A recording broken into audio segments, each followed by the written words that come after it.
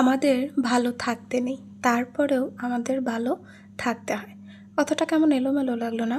তবে কথার মধ্যে কিন্তু বোঝার মতন অনেক কিছুই আছে যদি সে বুঝতে চায়।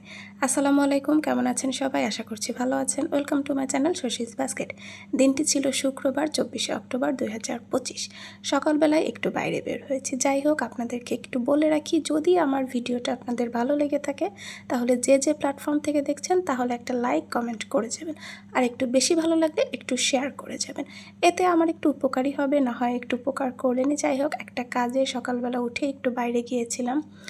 যাওয়ার আগে কিছু কাজ গুছিয়ে রেখে গিয়েছি। আসার পথে আজকে আমি ভেবেছি যত যাই হয়ে যাক কাজ করবই আজকে, সব কিছু বাদ, মন শরীর কোনো কিছুই চিন্তা করব না, কাজ আগে করব। যাই হোক, সকালের হেলদি নাস্তা করে নিলাম। নাস্তার ছোট্ট একটা রিলস করেছি। অনেক দিন পর এইভাবে ফ্রেঞ্চ টোস্টটা করলাম। এভাবে আসলে আমার অনেক দিন করা হয় না।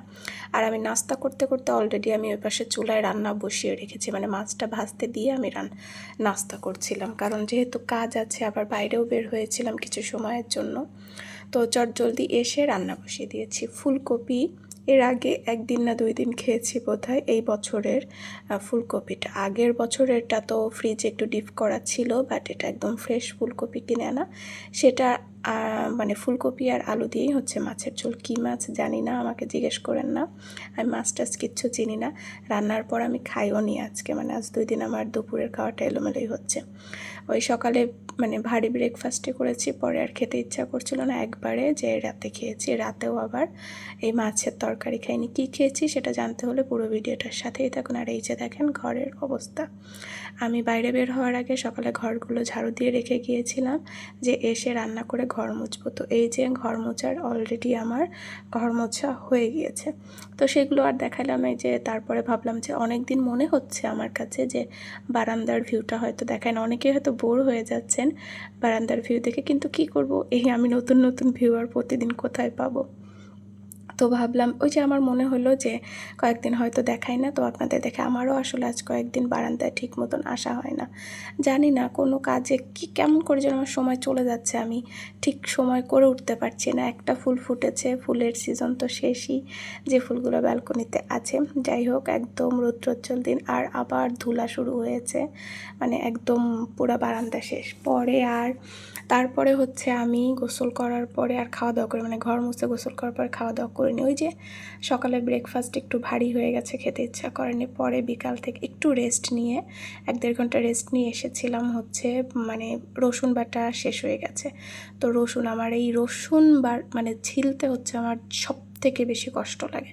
তারপরেও অনেকটা চুলে 1 বক্স বেটে রেখে দিলাম, ব্লেন্ডার করলাম, পেঁয়াজও একটু করলাম, থালা বাসন নোংরা ছিল সেগুলো একটু পরিষ্কার করে নিলাম। তারপরে সন্ধ্যার নাস্তার জন্য সবারই ঠান্ডা একটা মশলা চা করলাম। আর যে সকালে আমি যে টোস্টটা করেছিলাম ফ্রেঞ্চ টোস্ট, সেটা আবার রাত মানে সন্ধ্যার নাস্তাতেও একটু করলাম। মাঝখানে আবার একটা কিউটি পাই এসেছিলো, তার সাথে একটু কথা বললাম। যাই হোক, তারপরে হচ্ছে রাতের সবার, আমি তো রাতে ভাত মানে রুটি খাবো না, তো সেই জন্য হচ্ছে যেহেতু আমি রুটি, আচ্ছা বাসা সবার জন্য রুটি করছি আমি। তো যাই হোক, প্রথম ভিডিওটা অন করলাম, ভাবলাম আল্লাহ জানে রুটি ফুলে নাকি।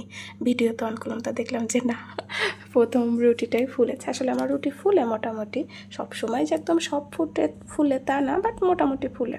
যাই হোক, এই যে সকালে আমাদের বাসায় খিচুড়ি হয়েছিল, আবার আজকে শুক্রবার, সেজন্য মসজিদ থেকে খিচুড়ি দিয়েছিল, সেটাও নিয়ে এসেছিলো। তো ওগুলো আমার জন্য রয়ে গেছে, আমি তো খাইনি। এই যে রাতে এখন খাবো, সব গুছিয়ে নিয়েছি, শুটকি ভর্তা দিয়ে খাবো। ওহ, মানে কি যে ঝাল হয়েছিল, কীভাবে বুঝাবো আপনাদের। যেমন খিচুড়ি ঝাল, তেমন শুটকি ভর্তা ঝাল। খাওয়ার পর অস্থির হয়ে আমি ছাদে চলে গিয়েছিলাম ঠান্ডা একটু হাঁটাহাঁটি করার জন্য। এই তো ছাদের নতুন অনেক সদস্য এসেছে, ইনশাল্লাহ আপনাদের পরবর্তী ভিডিওতে দেখাবো। এখন তো রাত, তাই দেখাতে পারলাম না। তো আজকের মতন ভিডিওটা এখানেই আমি টাটা বাই বাই করছি। আল্লাহ হাফেজ।